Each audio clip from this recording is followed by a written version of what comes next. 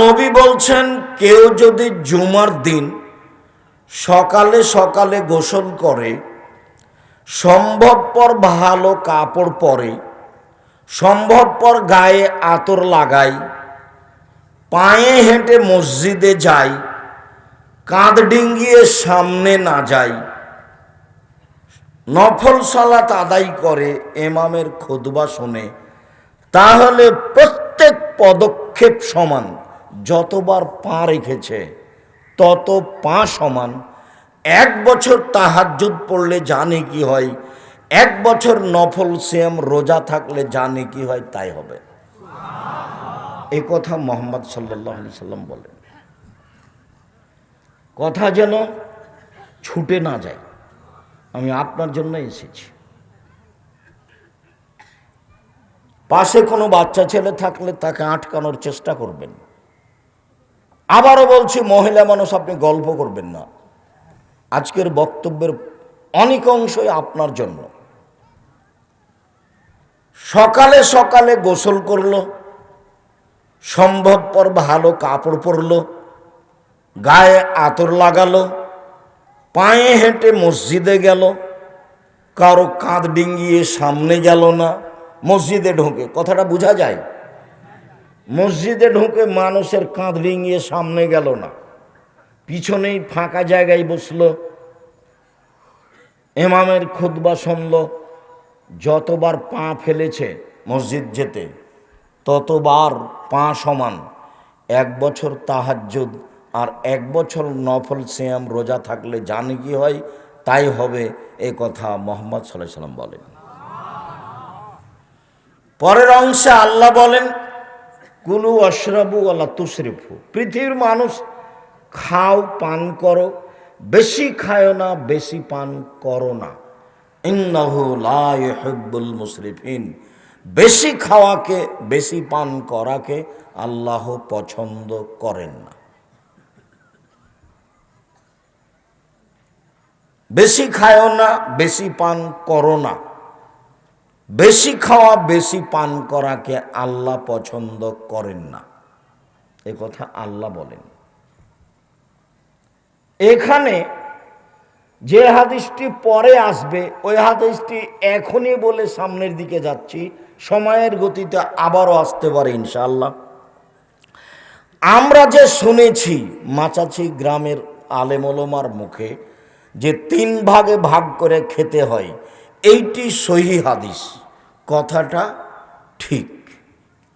মেকদাম ইবনে মাদি কারাব রাদিয়াল্লাহু তাআলা আনহু বলেন, রাসূল সাল্লাল্লাহু আলাইহি সাল্লাম বলেছেন, মা মালা ইবনে আদম বেআন শাররাম মিন বাতনিন। আদম সন্তান যেসব ব্যাগ থলে পূর্ণ করে, জিনিস ভর্তি করে, তার সবচেয়ে খারাপ ব্যাগ, সবচেয়ে খারাপ থলে পেট। এর চেয়ে আদম সন্তানের কোনো খারাপ ব্যাগ নেই। আদম সন্তান যাতে জিনিস রাখে, আদমের ছেলে মেয়ে যাতে জিনিস রাখে, তার সবচেয়ে খারাপ কোনটা? পেট। এবার বলছেন,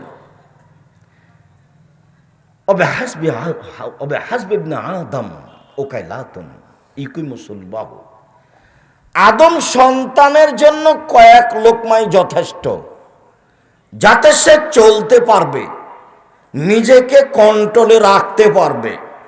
আদম সন্তানের জন্য কয়েক লোকমাই যথেষ্ট, যাতে সে চলতে পারবে, পিঠের দাঁড়িটা ঠিক রাখতে পারবে।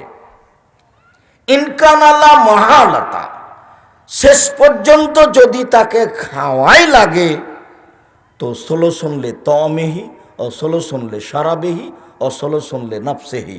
3 ভাগের 1 ভাগ খাদ্য, 1 ভাগ পানি, 1 ভাগ শ্বাস প্রশ্বাস। খাদ্য বেশি হলে শ্বাস প্রশ্বাসের সমস্যা হবেই, কাউকে বলা লাগবে না। কয়দিন পরে এর অসুস্থতা আসবেই, একে রোগ ব্যাধি ধরবেই। পানি বেশি হলে শ্বাস প্রশ্বাসের অসুবিধা হবেই, বদহজম হবেই। এর ক্ষতি হবেই, কাউকে বলা লাগবে না। শ্বাসের জন্য একটা অংশ রেখে দিতে হবে, তাহলে খাওয়া কম আসতে হবে, পান করা কম আসতে হবে, তাহলে শ্বাস প্রশ্বাস ঠিক থাকবে। এ কথা মুহাম্মদ সাল্লাল্লাহু আলাইহি সাল্লাম বলেন, হাদিস সহিহ। যেখানে যান খুব পর্যাপ্ত পরিমাণে খেয়ে নেবেন, এটা যেন হিসাব না থাকে। এটা হলো আত্মার পূজা করা। যে কথা শুনেছেন এ কথা সহিহ হাদিস দ্বারা প্রমাণিত, কাজেই এ কথা বলে রাখলাম, মনে থাকে যেন। 3 ভাগে খেতে হবে, এ কথাই ঠিক। এটা আল্লাহর নবী বলেছেন, তাতে শ্বাস প্রশ্বাসের সুবিধা থাকবে। উমর ইবনে আবি সালামা বলেন, উমর, উম্মু সালমার ছেলে উমর, আবু সালমার ছেলে উমর। ঘটনা হলো এই যে উম্মু সালমা আবু সালমা তারা দুইজন স্বামী স্ত্রী বাহির থেকে এসে মদিনায় থাকতেন। হঠাৎ একদিন আবু সালমা মারা গেলেন। তো আল্লাহর নবী দেখতে গেলেন, দেখলেন গিয়ে চোখগুলি খোলা আছে। তো তিনি গিয়ে হাত দিয়ে চোখগুলি বন্ধ করলেন আর বললেন, দেখো, যখন আত্মা বের হয় তখন চক্ষু দেখতে থাকে, দেখি কিভাবে আত্মা বের হয়। বের হয়ে যায় আর দেহ অকেজ হয়ে যায়, তখন এই খোলা চক্ষু আর এই দেহ বন্ধ করতে পারে না, এই জন্য চক্ষুটা খোলাই থেকে যায়। যারা পাশে থাকে তারা যেন বন্ধ করে, তাড়াহুড়া করে, কেন শরীর ঠান্ডা হয়ে গেলে এই চক্ষু বন্ধ করা যাবে না। কথা বোঝা যায়নি মনে হয়। হাদিস বুখারী মুসলিম, রাসূল সাল্লাল্লাহু আলাইহি ওয়াসাল্লাম এভাবেই বলছেন। তো এইটুকু বলতে বাড়িতে সব হইচই করে কেঁদে উঠলো। তখন আল্লাহ রসুল বলছেন, না না না না না, তোমরা যা বলছো ওইসব কথার উপরে ফেরেশতা আমিন বলছেন, এইভাবে কান্নাকাটি করো না।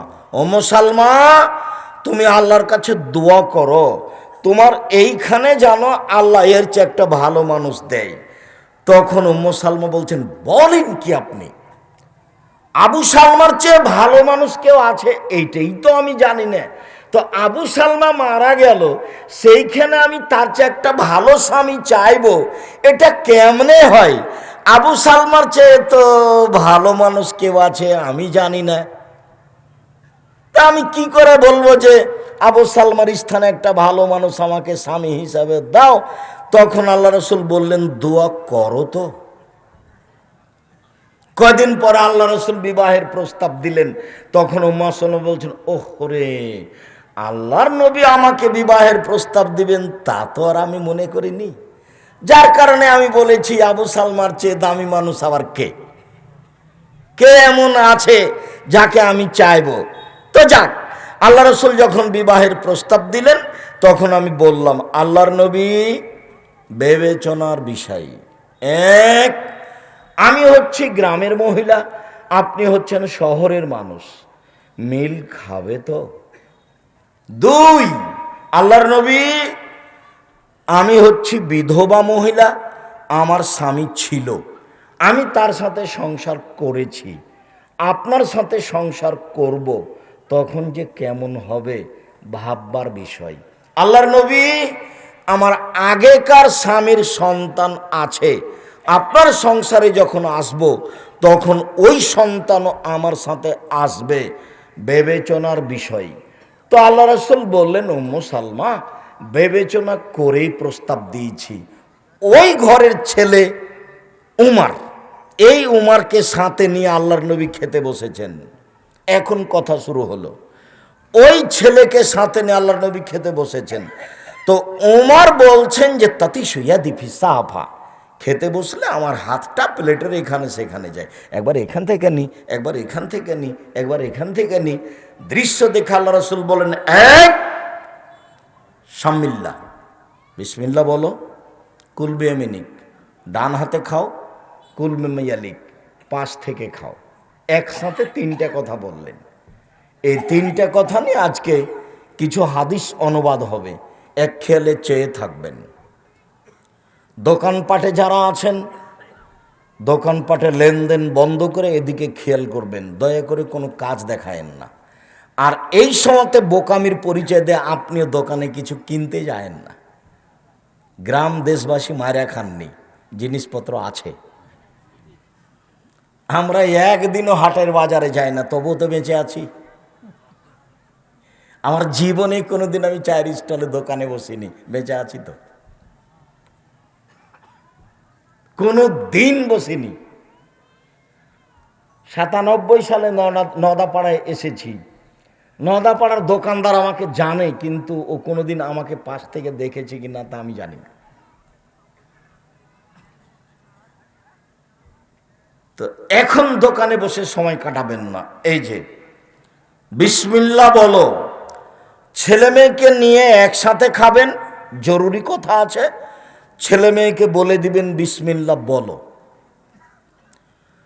হুযায়ফা রাদিয়াল্লাহু তাআলা আনহু বলেন, আল্লাহর নবী বলেছেন, ইন্না শায়তান ইস্তাহিল্লুত তাম, নিশ্চয় শয়তান ওই খাদ্য খায় যেই খাদ্যে বিসমিল্লাহ বলা হয় না। আপনার স্ত্রী দায়িত্বশীল হিসাবে যতবার বাচ্চাকে দুধ খাওয়াবে ততবার বিসমিল্লাহ বলবে। যদি বাচ্চাকে দুধ খাওয়ানোর সময় বিসমিল্লাহ না বলে, এই দুধ শয়তান খাবে, নিশ্চিত খাবে, অবধারিত খাবে। আল্লাহর নবী বলেছেন খাবে, অতএব খাবেই খাবে। বিসমিল্লাহ বলে খেতে বসবেন, নইলে এই খাদ্য শয়তান খাবে, কাউকে বলা লাগবে না। জাবের রাদিয়াল্লাহু তাআলা আনহু বলেন, রাসূল সাল্লাল্লাহু আলাইহি ওয়াসাল্লাম বলেছেন, ইজা দাখালা আহাদুকুম বাইতাহু যাকারাল্লাহ ইনদা দখিলা ইনদা তামিহি কালা শায়তান লা মাবিতা লাকুম আলা আশা। যখন কোনো মানুষ বাড়িতে ঢোকে সালাম দিয়ে ঢোকে, যখন কোনো মানুষ খেতে বসে বিসমিল্লাহ বলে, তখন ইবলিস অন্য শয়তানকে বলে লা মাবিতা লাকুম আলা আশা, এই বাড়িতে থাকারও নেই, এই বাড়িতে খাওয়ারও নেই, কেটে পড়ো। থাকাও যাবে না, খাওয়াও যাবে না।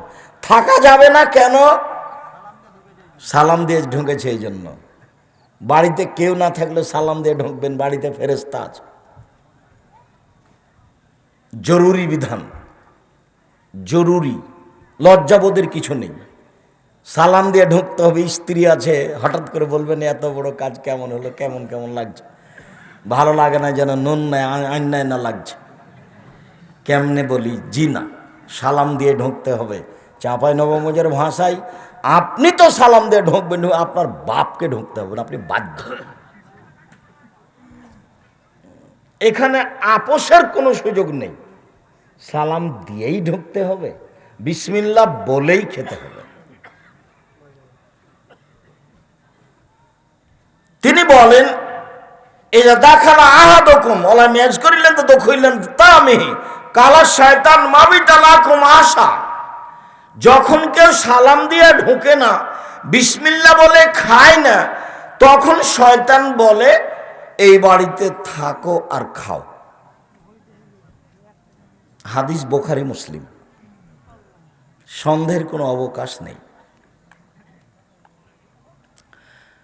জাবের রাদিয়াল্লাহু তাআলা আনহু বলেন, আল্লাহর নবী বলেছেন, ইন্নাশ শায়তান ইয়াহজুরু ফি কুল্লি শাইইন মিনকুম হাত্তা ইয়াহজুরু ইনদা তাম। শয়তান আপনাদের সব জায়গাতেই থাকে, শয়তান আপনাদের সাথে সব সময় মানুষের সাথে থাকে, এমনকি খাওয়ার সময়তেও থাকে। এখানে একটা হাদিস বলবো, এ হাদিস শেষ হলে ইনশাআল্লাহ। এটা সাকাতাত মিন আহাদিকুমাল লোকমা, খেতে বসে যদি কিছু ভাত পড়ে যায়, রুটি পড়ে যায়, তো ফাল ইমুত মিনহাল আজা, উঠিয়ে নিয়ে দেখতে হবে ময়লা মাটি কিছু লেগেছে, লাগলে সরিয়ে দিতে হবে। ওয়াল ইয়াকুলহা, তারপর খেয়ে নিতে হবে। ওয়ালা ইয়াদালি শয়তান, শয়তানের জন্য ছেড়ে রাখতে হবে না। ওয়ালা ইয়াদরি ফিয়াতিনাল বারাকা, তার জানা নাই কোন ভাতে বরকত রয়েছে। অতএব খেতে বসলে শয়তান এখানে আছে, এ কথাই ঠিক। একে বিসমিল্লাহ দিয়ে ঠেকাতে হবে, পড়ে গেলে উঠিয়ে নিতে হবে, ময়লা লাগলে সরিয়ে দিতে হবে, সেটা আবার খেয়ে নিতে হবে। সেইটা গরুর চারি গরুর নান্দে দিতে হবে না, আরোটা দেন। আঙ্গুল চেটে খেতে হবে, প্লেট চেটে খেতে হবে। তোমার জানা নাই কোন ভাতে বরকত রয়েছে, পড়ে গেছিল সেটা রেখে দিয়েছ। আসে স্বাভাবিকভাবে যায়, তখন বুঝতে হবে বরকত আছে। নিজে খেলাম, বাপ মাকে দিলাম, ফকিরকে দিলাম, প্রতিষ্ঠানে দিলাম, দেখি কিছু আছে, তখন বুঝতে হবে বরকত আছে। খুব সাবধান।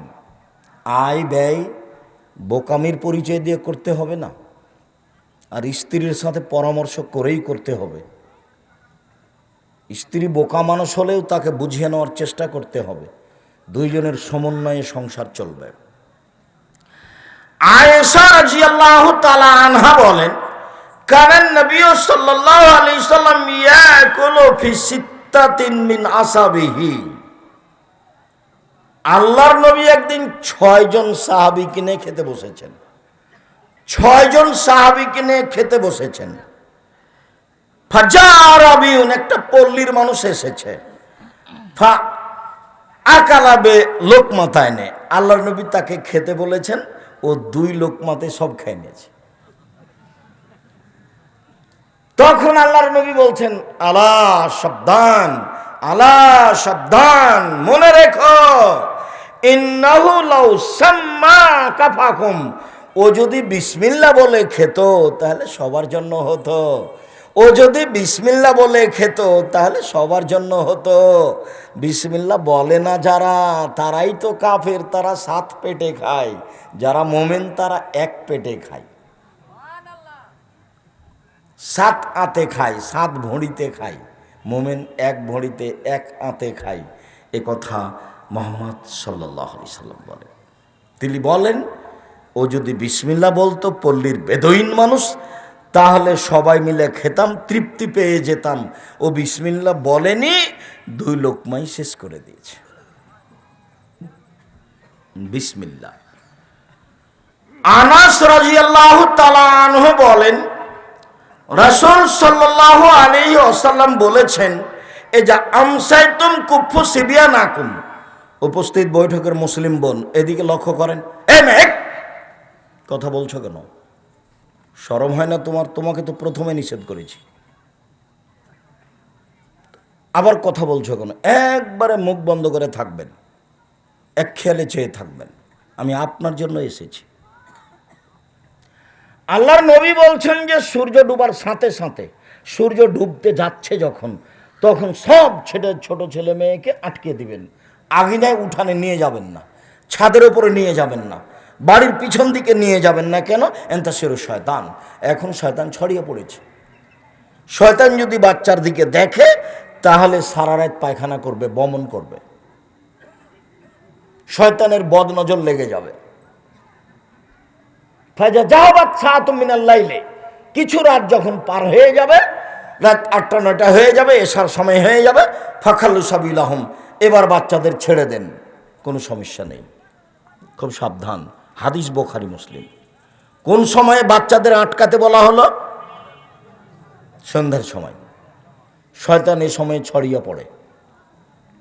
তারপরে বলছেন, ও আগলে কুল আবু আবদ করুল্লাহ, দরজা জানালা বন্ধ করো, বিসমিল্লাহ বলো।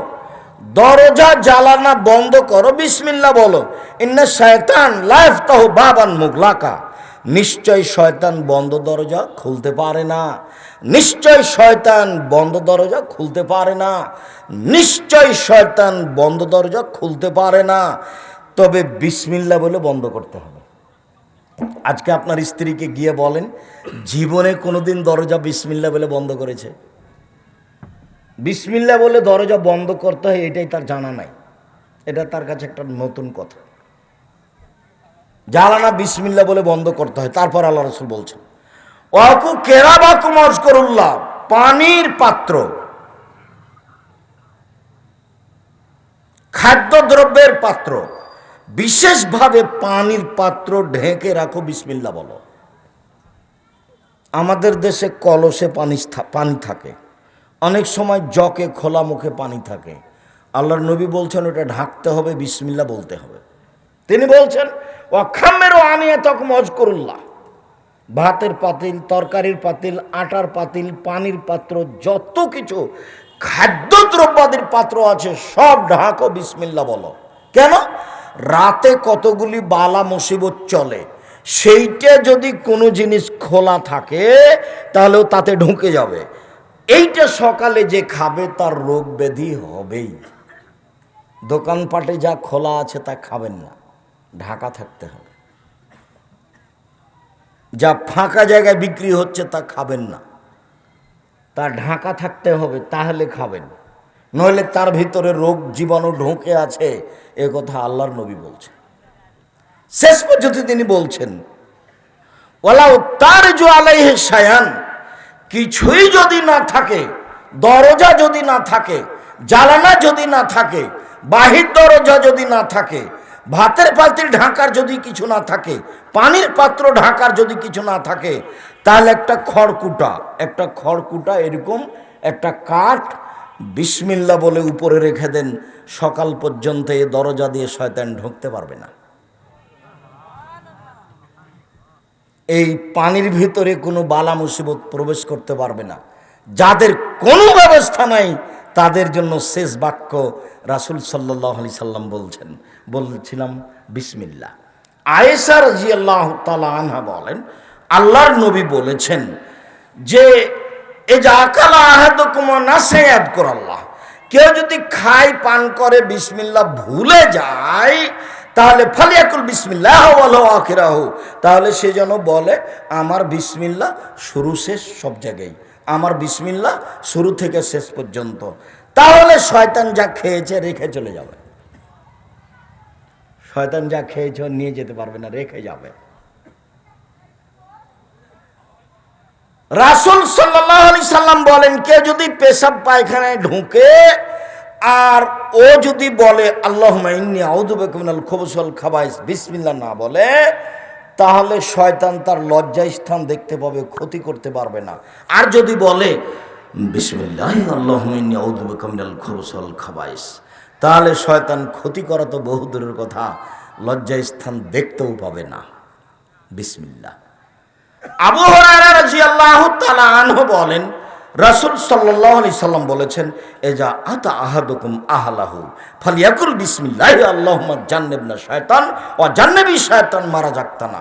কেউ যদি পারিবারিকভাবে যায় তাহলে যাওয়ার সময় বলবে আল্লাহ আমি অপবিত্র জিন এবং অপবিত্র জিন্নি থেকে তোমার কাছে আশ্রয় চাচ্ছি। এই দোয়া পড়লে এতে যদি আল্লাহ কোনো সন্তান দেয় লাইদুররুহু শয়তান, এই শয়তান এই বাচ্চার কোনো ক্ষতি করতে পারবে না। আর যদি দোয়া না থাকে, যদি পেটে বাচ্চা আসে, শয়তান তার ক্ষতি করবেই করবে। যে হাদিসটা বলতে চেয়েছিলাম সেটা ভুলে গেছিলাম, আবার গতিতে মনে পড়েছে, সেটুকু বলি। আবু সাঈদ খুদরি রাদিয়াল্লাহু তাআলা আনহু বলেন কালা শয়তান, শয়তান বলে ও ইজ্জাতিকা ইয়া রাব্বি, হে আমার প্রতিপালক তোমার ইজ্জতের কসম করে বলছি, শয়তান বলছে আল্লাহকে, হে আমার প্রতিপালক তোমার ইজ্জতের কসম করে বলছি লা আবরাহ উগবি ইবাদাকা মা দামাত আরওয়াহুম ফি আজসাদিহিম, আদমের ছেলেমেয়ের দেহে যতক্ষণ পর্যন্ত শ্বাস থাকবে আমি তাকে ভুল পথে নিয়ে যাবই যাব। আদম সন্তানের দেহে যতক্ষণ পর্যন্ত শ্বাস থাকবে আমি তাকে পাপের পথে নিয়ে যাবই যাব, আমি তাকে ভ্রান্ত পথে নিয়ে যাবই যাব। তখন আল্লাহ বলছেন কাল আল্লাহ তাআলা, আল্লাহ তাআলা বলেন ওয়া ইজ্জাতি ওয়া জালালি ওয়া ইরতিফায়ে মাকানি, শয়তান তুমি মনে রেখো আমার ইজ্জতের কসম, আমার মর্যাদার কসম, আমার উচ্চতার কসম, শয়তান তুমি মনে রেখো আমার সম্মানের কসম, আমার ইজ্জতের কসম, আমার মর্যাদার কসম, আমার উচ্চতার কসম, আদম সন্তান যতক্ষণ ক্ষমা চাইবে আমি তাকে ক্ষমা করতেই থাকব। শয়তান জিদ করে আছে আপনাকে আর আমাকে নিয়ে। ও আল্লাহর কাছে বলছেন যে তোমার ইজ্জতের কসম। কাকে বলছে? আল্লাহকে বলছে, তোমার ইজ্জতের কসম আমি ওকে ভুল পথে নিয়ে যাবই। শয়তান খুব জিদের উপরে আছে, সাবধান থাকবেন। সম্মানিত দিনী ভাই বোন, আপনাকে আমি আপাতত বিসমিল্লাহর অংশ এই পর্যন্ত বলে দ্বিতীয় অংশে যাচ্ছে, এদিকে খেয়াল করবেন। তিনি বললেন কুল বিয়ামিনিক, ডান হাতে খাও, বাম হাতে শয়তান খায়। অবশ্যই অবশ্যই কখনো তোমরা বাম হাতে খাবা না, বাম হাতে পান করবা না। গিলাসটা বাম হাতে ধরে ডান হাত নিচে লাগিয়ে পানি পান করবেন না। এইটা মূলত বাম হাতেই হলো, ডান হাতেই গিলাস ধরতে হবে। গিলাসে ভাত লেগে যাক তাতে আসে যায় না, প্রত্যেকের জন্য গিলাস করেন তাতে আসে যায় না। নইলে ভাত বাদ দিয়ে খেজুর খান, কি খাবেন সেটা ভিন্ন কথা, বাম হাতের কোনো সুযোগ নাই, এটা জরুরি। আব্দুর রাজাক সাহেব, যদি ডান হাতই না থাকে, ডান হাত না থাকলেও কি আল্লাহ মানুষকে ডান হাতে খেতে বলবেন? এটা কি আর হলো? এটা আল্লাহ বলবেন না। আয়েশা রাদিয়াল্লাহু তাআলা আনহা বলেন, কানাত ইয়াদুন নবী সাল্লাল্লাহু আলাইহি সাল্লাম ইমনা লিতামিহি ওয়া তুহরিহি। আল্লাহর নবীর ডান হাতখানটা ছিল খাওয়া পান করার জন্য, ভালো কাজের জন্য। আল্লাহর নবীর ডান হাতখান ছিল খাওয়া পান করার জন্য এবং ভালো কাজের জন্য। ওয়ায়াদহুল ইসরা, আর রসুলের বাম হাতখান ছিল লে খালায়েহি অলিল কাদারে, পেশাব পায়খানার জন্য আর ময়লা মাটির জন্য। এই বাম হাতখান দিয়ে পায়খানার পরে ছুঁচে। ওই বোকা মানুষ ওই বাম হাতে চা খাচ্ছে। ওইও যদি শিক্ষিত হয় তাহলে মূর্খ মানুষকে বাম হাতে গিলাস ধরে পানি পান করছে, এই যদি শিক্ষিত হয় তাহলে বোকা মানুষকে। আল্লাহ নবী বলছেন বাম হাত হচ্ছে এই জন্য। ওরা বলছে আর দাওয়াল্লাহ সদস্য হিসেবে আপনাদের কাছে একবার যদি গিয়েও থাকে আবার যাবে, যতদূর সম্ভব কেউ উঠেও যাবেন না, খালি হাতে ফিরিয়েও দিবেন না। আল ইয়াদুল উলিয়া খায়রুম মিন ইয়াদিস সুফলা, দেওয়া হাত ভালো নেওয়া হাতের চেয়ে, দেওয়া হাত ভালো নেওয়া হাতের চেয়ে। আর একটা কথা মনে রাখবেন, ইবাদতের জগতে সবচেয়ে শক্তিশালী বড় ইবাদত হলো দান। কোনো সময় মনটা সংকীর্ণতার দিকে নিয়ে যাবেন না। যদি বেশি না পারা যায় তাহলে অন্তত আমার নামটা তালিকায় থাক, 10টা টাকা দিলাম।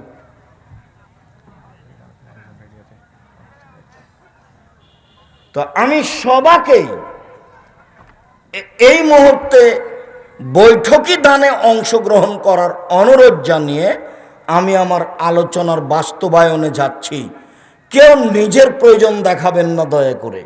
আমি ব্যস্ত আছি, এখান থেকে রাজশাহী যাব, রাজশাহী থেকে ঢাকা যাব, ঢাকায় ক্লাস নেব এই আশা করে বসে আছি ইনশাআল্লাহ। এখান থেকে রাজশাহী যাব, রাজশাহী থেকে ঢাকা যাব, ঢাকা রূপগঞ্জ জামিয়া সালাফে এখন ক্লাস নেই, ওখানে ক্লাস নিব। কাজে আপনি আমার চেয়ে বেশি ব্যস্ত, দয়া করে এটা দেখায়েন না। আর যারা বৈঠকি দানের জন্য যাচ্ছে, পাশে যখন দেখবেন 10 টাকা হোক, 50 টাকা হোক, 500 টাকা হোক, ও যেন আপনার পাশ দিয়ে খালি ফিরে না যায়, এইটা আপনার মাথায় শক্তভাবে থাকতে হবে। আর বৈঠকি দানে আমিও আপনাদের সাথে অংশগ্রহণ করছি। বৈঠকি দানে যারা স্টেজে আছেন সবাই বৈঠকি দানে অংশগ্রহণ করবেন। স্টেজে যারা আছেন, আমার ডান দিকে বাম দিকে যারা আছেন, সবাই বৈঠকি দানে অংশগ্রহণ করবেন। আর এইটা আপনার এবাদতের জগতে সবচেয়ে শক্তিশালী এবাদত মনে করবেন। আপনি সফলতা অর্জন করবেন ইনশাআল্লাহ। ডান হাত পাশ থেকে খাওয়া।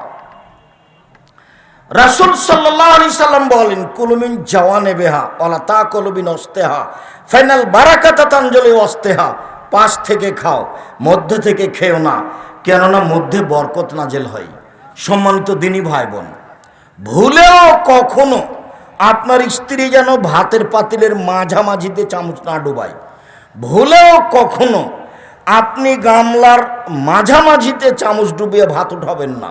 উঠালে বরকত কমবেই, কাউকে বলা লাগবে না, এমনিতেই বরকত কমে যাবে, কাউকে বলার অপেক্ষা রাখে না।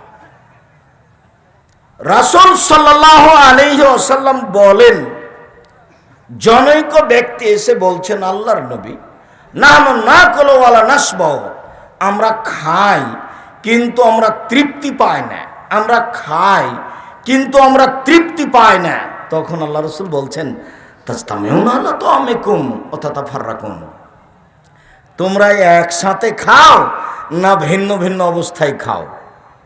যে সম্মানিত দিনী ভাই বোন, আজকের বক্তব্যের মধ্যে এই অংশ সবচেয়ে জরুরি।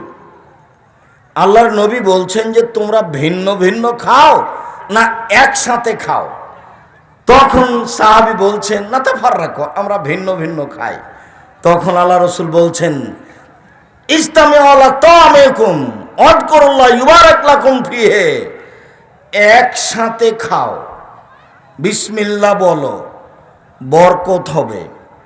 একসাথে খাওয়া মানে ছেলে মেয়ে বৌমা আহাল পরিবার সবাই একসাথে খেতে বসবেন। সম্ভব না হলে বাড়ির পুরুষগুলো একসাথে খেতে বসবেন। ভিন্ন ভিন্ন খেতে বসলে বরকত উঠে যাবে, এটাই চূড়ান্ত। একসাথে না খেলে ভাতের পাতিলে তরকারির পাতিলে বরকত থাকবে না, এটাই চূড়ান্ত।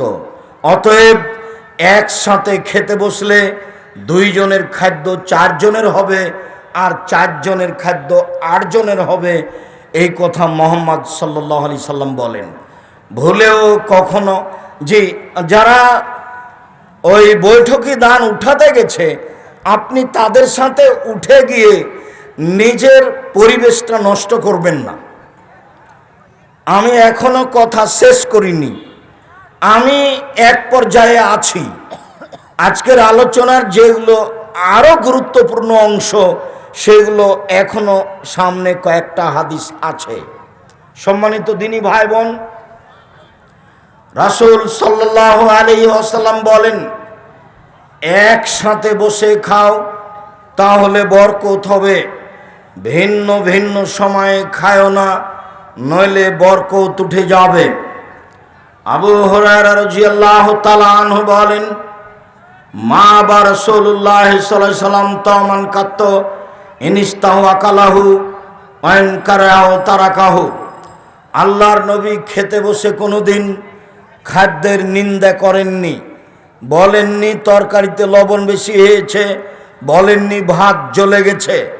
খেতে বসে খাদ্যের নিন্দা করা হবে না, ভালো লাগলে খেতে হবে, নইলে ছেড়ে দিতে হবে। পরে স্ত্রীর সাথে পরামর্শ করতে হবে, খাওয়ার সময় নয়। আনাস রাদিয়াল্লাহু তাআলা আনহু বলেন, মা কালান নবী সাল্লাল্লাহু আলাইহি সাল্লাম আলা খেওয়ানিন আলা খুবজালাহু মুরাক্কাক আলা আকালাহু মুরাক্কাক, আল্লাহর নবী কখনো চেয়ার টেবিলে বসে খাননি। আল্লাহর নবীর জন্য কখনো অনেকগুলি বাটিতে সারিবদ্ধ করে তরকারি খাদ্য সাজানো হয়নি। আল্লাহর নবী কখনো চিকন আটার রুটি খাননি। কিলালে কাতাদা রাদিয়াল্লাহু তাআলা আনহুকে বলা হলো, আলা ইসাইনি একল, আল্লাহর নবী কিসের উপরে খেতেন? তিনি বললেন, আলা সফর, দস্তরখানে বসে খেতেন, জরুরি। যদি বিছানে বসে খান, দস্তরখান বিছাবেন। যদি মেঝেতে বসে খান, মাদুর বিছাবেন। আগে আপনার বাপ মা দাদা দাদি যেভাবে খেতেন সেভাবেই খেতে হবে, এটাই সুন্নাত। চেয়ার টেবিলে আল্লাহর নবী কোনোদিন বসে খাননি।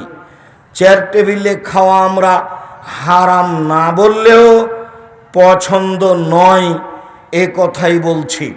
সম্ভবপর চেয়ার টেবিলে বসে খাওয়া এড়িয়ে চলবেন, সম্ভবপর বসে খাওয়ার চেষ্টা করবেন, সম্ভবপর তরকারির আইটেম কম করার চেষ্টা করবেন, সম্ভবপর কম খাওয়ার চেষ্টা করবেন। সম্মানিত দিনী ভাই বোন, মিকদাদ ইবনে মাদি কারাব রাদিয়াল্লাহু তাআলা আনহু বলেন, রাসূল সাল্লাল্লাহু আলাইহি সাল্লাম বলেছেন, কিলু তামাকুম ইয়াবারাক লাকুম ফিহি, খাদ্য মেপে রান্না করে বরকত দেওয়া হবে। আমাদের দেশের মা চাচিরা বোনেরা যখন রান্না করে তখন এক মুষ্টি চাউল তুলে নেয়, চাউলটা মেপে রান্না করে, কিন্তু যখন রুটি বানায় তখন আটা মেপে নেয় না, হাত পরিমাণে উঠিয়ে নেই, মনে করে 4টে রুটি হবে আমাদের হয়ে যাবে। জি না, আটাও মেপে নিতে হবে, চাউলও মেপে নিতে হবে, মেপে নিয়ে রান্না করতে হবে, তাতে বরকত হবে। এই কথা মুহাম্মদ সাল্লাল্লাহু আলাইহি সাল্লাম বলেন, হাদিস বুখারী মুসলিম। মেপে রান্না করতে হবে। জোহাইফা রাদিয়াল্লাহু তাআলা আনহু বলেন, আল্লাহর নবী বলছেন, লা আকুল মুত্তাকিয়ান, আমার জীবনে আমি কোনোদিন হেলান দিয়ে খাইনি। খাওয়ার নিয়ম, আমার জীবনে আমি কোনোদিন হেলান দিয়ে খাইনি। হেলান দিয়ে খাওয়া কাকে বলে? পিঠটা পিছনের দিকে লাগিয়ে খাওয়ার নাম হেলান দিয়ে খাওয়া। বাম হাত মাটিতে লাগিয়ে খাওয়ার নাম হেলান দিয়ে খাওয়া। ডান হাত মাটিতে লাগিয়ে খাওয়ার নাম হেলান দিয়ে খাওয়া। মোল্লা আলী কারি হানাফি ব্যারিস্টার মেসকাতের ব্যাখ্যায় লিখেন যে 4 জানু হয়ে বসে খাওয়া হচ্ছে হেলান দিয়ে খাওয়া। ডান পা বাম দিকে, বাম পা ডান দিকে করে পিছন নিতম্ব মাটির উপরে রেখে খাওয়া হচ্ছে হেলান দিয়ে খাওয়া। কেন? এইভাবে খেলেও পেটটা ফাঁকা থাকবে, মানুষ বেশি খেতে পারবে। তাহলে কিভাবে বসতে হবে? পেশাব পায়খানায় যেভাবে বসে এইভাবে হাঁটু উঠিয়ে বুকের সাথে রেখে চাপা দিয়ে বসবে, তাহলে পেটটা চাপা থাকবে, কম খাওয়া হবে। এটাই হলো বসার নিয়ম। তাহলে আর হেলান দেওয়া হলো না, এই কথা তিনি বলেন। সম্মানিত দিনী ভাই বোন, আল্লাহর নবী হেলান দিয়ে খাননি এই কথা তিনি বলেন, আল্লাহর নবী নিজে বলেন। তবে হেলান দেওয়া কি জিনিস এ কথা তিনি বলেননি। বিদ্বানগণ বলেন, পিছন দিকে হেলান দেওয়া মানে হেলান দিয়ে খাওয়া। বাম হাত রেখে মাটির সাথে রেখে কোনো কিছুর সাথে রেখে খাওয়ার নাম হেলান দিয়ে খাওয়া। ডান হাত কোনো কিছুর উপর রেখে খাওয়ার নাম হেলান দিয়ে খাওয়া। মোল্লা আলী কারি বলেন, 4 জানু হয়ে বসে ডান পা বাম দিকে, বাম পা ডান দিকে দিয়ে নিতম্ব মাটির উপরে রেখে বসে খাওয়ার নাম হেলান দিয়ে খাওয়া। এগুলো সবই হলো হেলান দিয়ে খাওয়া। তাহলে খাবো কিভাবে? যেভাবে পেশাব পায়খানায় বসা হয়, হাঁটু বুকের সাথে লাগিয়ে পেটটা চেপে খেতে বসতে হবে। তাহলে অল্পতে পেট ভর্তি হয়ে যাবে, খাওয়া কম হবে। জীবনে কিছু করতে হলে, বাঁচতে হলে, বেশি কিছু করতে হলে কম খাও, কম কথা বলো, কম ঘুমাও। কম খাও, কম কথা বলো, কম ঘুমাও। কম খায় যে কাজ করবে সে, কম কথা বলে যে কাজ করবে সে, কম ঘুমায় যে কাজ করবে সে। জীবনে কিছু করতে হলে কম ঘুমাতে হবে, কম খেতে হবে, কম কথা বলতে হবে, তাহলেই তা সহজ হবে। সম্মানিত দিনী ভাই বোন, আমি আপনাকে কথা সংক্ষিপ্ত করে এই অংশে চলে এসে বলি। খাওয়ার শুরুতে বলেছিলেন বিসমিল্লাহ, তাহলে মাঝে মধ্যে কিছু বলবো নাকি? যারা তাবলিগ করে তারা বলে যখন খেতে থাকবে নিবে, প্রয়োজন আছে ততক্ষণ বলবে সুবহানাল্লাহ, আর যখনই বলবে আলহামদুলিল্লাহ তখন মানে হলো আর নিবে না। জি না, এটা নয়। আবু হুরায়রা রাদিয়াল্লাহু তাআলা আনহু বলেন, আল্লাহর নবী বলেছেন, ইন্নাল্লাহা লা ইয়ারজা আলাল আবদি ইয়াকুলুল আকলাতা ফায়াহমাদুহু আলাইহা। নিশ্চয় ওই পুরুষ নারী দাস দাসী খায়, খাওয়ার মাঝে মাঝে আলহামদুলিল্লাহ বলে, আল্লাহ তার উপরে সন্তুষ্ট হন। ওয়ায়াশরাবু শারবা ফায়াহমাদা আলাইহা, পানি পান করে মাঝে আলহামদুলিল্লাহ বলে, তার উপরে আল্লাহ সন্তুষ্ট হন। তাহলে পানি 3 শ্বাসে পান করতে হয় বা 2 শ্বাসে পান করতে হয়, একটানা পান করবেন না। দাঁড়িয়ে পান করা নিষেধ, দাঁড়িয়ে খাওয়া নিষেধ। তবে জমজমের পানি বসে খাবেন, দাঁড়িয়ে খাবেন। আল্লাহর নবী জমজমের পানি দাঁড়িয়ে খেয়েছেন। ইবনে আব্বাস বলেন, ফাতাইতু ইলান নবী সাল্লাল্লাহু আলাইহি সাল্লাম বিদালবিন ফাশারাবা মা জমজম ওয়া কায়েম। আল্লাহর নবীর কাছে বালতিতে করে জমজমের পানি নিয়ে আসলাম, তিনি পানি পান করলেন দাঁড়িয়ে। আল্লাহর নবী বলছেন, খায়রু মাইন আল ওয়াজিলার যে মাও জমজম, মাটির ওপরে যেটা সবচেয়ে দামি পানি সেটা হচ্ছে জমজমের পানি। আল্লাহর নবী বলেন, মাও জমজম লিমা শরবালাহু, জমজমের পানি যে উদ্দেশ্যেই খাবে সেটাই পূর্ণ হবে। আবু জার গেফারি রাদিয়াল্লাহু তাআলা আনহু বলেন, আমি একটানা 19 দিন জমজমের পানি খেয়ে থাকলাম, কোনো খাদ্য খাইনি। তাতে সাওকানাত বাতনি, আমার পেটটা মোটা হয়ে যায়, চামড়া জড়ো জড়ো হয়ে যায়। তমতামিন ও সাকম ও সেফা ও সাকমিন। আল্লাহর নবী বলছেন, জমজমের পানি খাদ্যের খাদ্য, জমজমের পানি রোগের আরোগ্য। জমজমের পানি একটা খাদ্য, জমজমের পানি হচ্ছে ঔষধ। আল্লাহর নবী জমজমের পানি দাঁড়িয়ে পান করলেন। সাথে সাথে বললেন, আল্লাহর নবী নিষেধ করেছেন পাত্র উল্টিয়ে খেতে। ছোট যেগুলো পানির বোতল সেইগুলো উল্টিয়ে খেতে পারেন। যেই বোতলের পানি একবারে খেতে পারবেন না, কয়েক শ্বাসে খেতে পারবেন না, এই বোতল খুলে এইভাবে উল্টিয়ে খাওয়া নিষেধ। পাত্র উল্টিয়ে খাওয়া নিষেধ, দাঁড়িয়ে খাওয়া পান করা নিষেধ। দাঁড়িয়ে খেলে পান করলে বমন করে দিতে হবে, এই কথা এসেছে। বমন না করলেও খাওয়া অপছন্দ, পান করা অপছন্দ দাঁড়িয়ে। সম্মানিত দিনী ভাই বোন, 3 শ্বাসে পানি পান করবেন। আবু আইয়ুব আনসারী রাদিয়াল্লাহু তাআলা আনহু বলেন, এই অংশ খুব গুরুত্ব সহকারে শুনবেন। যারা দোকানপাটে দাঁড়িয়ে আছেন, দাঁড়িয়ে থাকলেও কিছুক্ষণ এই দিকে লক্ষ্য করেন। যারা চলমান আছেন তারা একটু দাঁড়িয়ে কথাগুলি খেয়াল করেন। আবু আইয়ুব আনসারী বলেন, আল্লাহর নবী যখনই খাওয়া শেষ করতেন, যখনই পান করা শেষ করতেন, তখনই বলতেন, আলহামদুলিল্লাহিল্লাযী আতআমা ওয়া সাকা ওয়া সাওয়াগাহু ওয়া জাআলা লাহু মাখরাজা। ওই আল্লাহর প্রশংসা যে আল্লাহ খাওয়ালো, পান করালো, সুন্দরভাবে পেট থেকে বের করে দিল, সে আল্লাহর প্রশংসা। উমামা বাহেলি রাদিয়াল্লাহু তাআলা আনহু বলেন, আল্লাহর নবী যখন খাওয়া শেষে দস্তরখান উঠাতেন তখন বলতেন, আলহামদুলিল্লাহ হামদান কাসিরান তাইয়িবান মুবারাকান ফি গায়রা মাকফিন ওয়ালা মুআদ্দাইন ওয়ালা মুস্তাগনান আনহু রাব্বানা। ওই আল্লাহর প্রশংসা, আল্লাহর প্রশংসা খুব, আল্লাহর প্রশংসা বরকতময়, মঙ্গলময়। হে আল্লাহ, তোমার এই খাদ্য থেকে আমি নিজেকে মুখাপেক্ষীহীন মনে করতে পারি না। আল্লাহ, আমি তোমার এই খাদ্য থেকে নিজেকে সরাতে পারি না।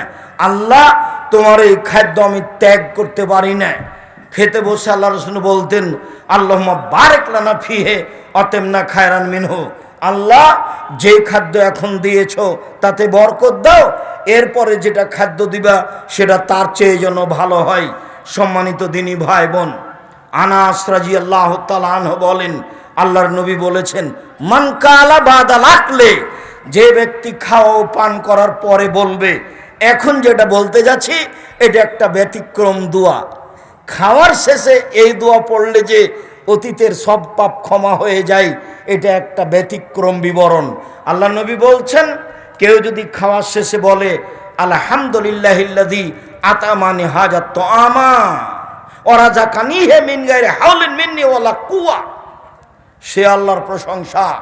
যে আল্লাহ এই খাদ্য খাওয়ালো, যে আল্লাহ নড়াচড়া করা শক্তি নেই, এর সত্ত্বেও আমাকে খাওয়ালো, পান করালো, সে আল্লাহর প্রশংসা। এটুকু পড়লে গোফের আল্লাহ মাতা কাদ্দামা বিন জামবেহি, আগেকার সব পাপ ক্ষমা। আব্দুর রাজ্জাক সাহেব, এত দোয়া কি আর আমরা জানি?